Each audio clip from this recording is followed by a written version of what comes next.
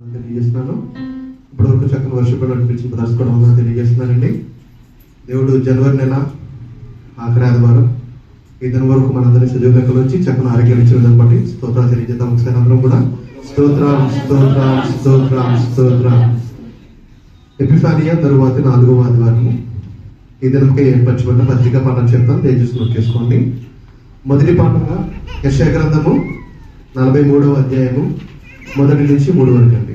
యెషయా గ్రంథము 43వ అధ్యాయము 1 నుంచి 3 వరకు. రెండవ పాఠంగా రోమీయులకు రాసిన పత్రిక 4వ అధ్యాయము 16 నుంచి 25 వరకు. రోమా 4వ అధ్యాయము 16 నుంచి 25 వరకు. మూడవ పాఠంగా మత్తయి సువార్త 14వ అధ్యాయము 22 నుంచి 33 వరకు.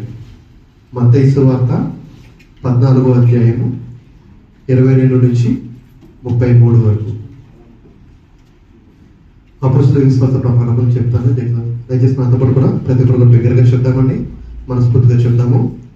నేను పరలోకమును, బిగ్గరగా చెప్తామండి. నేను పరలోకమును భూలోకమును సృష్టించిన సర్వశక్తి గల తండ్రి అయిన దేవుని నమ్ముచున్నాను.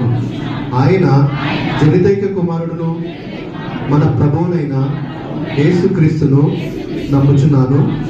ఈయన పరిశుద్ధాత్మ చేత గర్భమున ధరింపబడి కన్య అయిన మరియ నుండి పుట్టి పొంతి పిలాతు క్రింద శ్రమపడి శిలువ వేయబడి చనిపోయి సమాధి చేయబడడానికి పాతాళములోనికి దిగి చనిపోయిన వారిలో నుండి 3వ దినమందు లేచి పరలోకమునకెక్కి సర్వశక్తి గల తండ్రి అయిన దేవుని కుడి చేతి వైపు కూర్చుని ఉన్నాడనియో, జీవించే వారికి చనిపోయిన వారికి న్యాయం తీర్చుటకు అక్కడి నుండి వచ్చుననియో నమ్ముచున్నాను.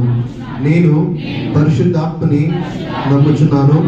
పరిశుద్ధ క్రైస్తవ సంఘమును, పరిశుద్ధుల ఐక్యమును, పాప పరిహారమును, శరీర పునరుత్థానమును, నిత్య జీవమును ఉన్నవని నమ్ముచున్నాను. ఆమేన్. చదవనట్టు లేకుండా దేవుడు దీవించుగాక. మన మధ్యలో ఫిలిప్పీ గారు ఇంకా నడిపిస్తారు.